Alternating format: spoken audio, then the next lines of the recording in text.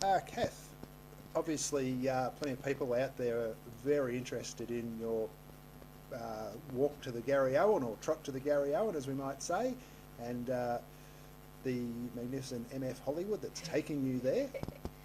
Look, would you like to just give a bit of an update on where you're at the moment?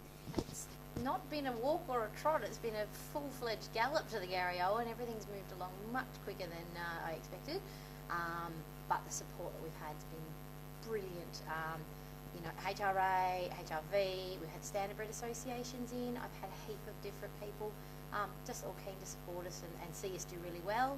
At the moment, James MF Hollywood is now out for a spell, so he's not wearing any hoods or neck rugs, which is causing me a bit of distress as a showy, but he's out having a well-deserved month off, and he'll come back in about mid-May to start progress on getting us going for the big day. So from a clothing perspective, I just had word from Wagner's that my jacket is actually ready for its first fitting, so that's very exciting.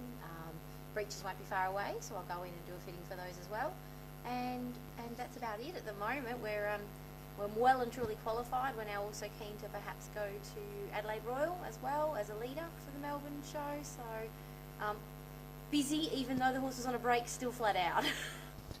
Okay, and Kath, the importance, or the probably the status of getting a standard bred into the Garryowen, how important do you think that is?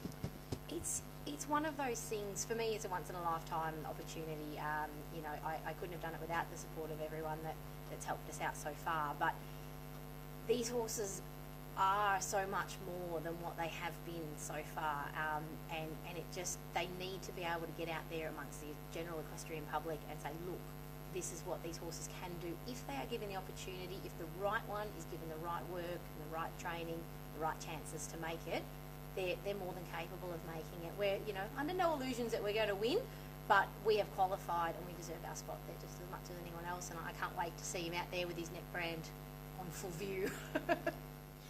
Absolutely, and I think over the years you've probably had a bit of bias around the neck brand, but this is a really good way to show the wider horse community that a standard bred can mix it with the big boys. Absolutely. I mean, we've had really, honestly, it's been a really, really good, you know, we wouldn't have qualified if we had that many judges that were biased against the brand.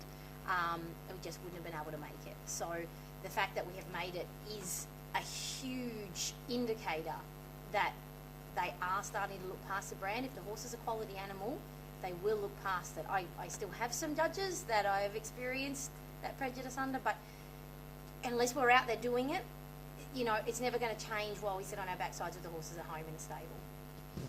And you're expecting some strong support from standard bred owners and riders at the Garryowen?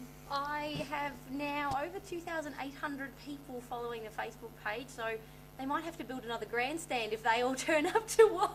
It could be a record crowd. Let's see. I'd be rapt to, you know, whether it's support from afar or support on the day.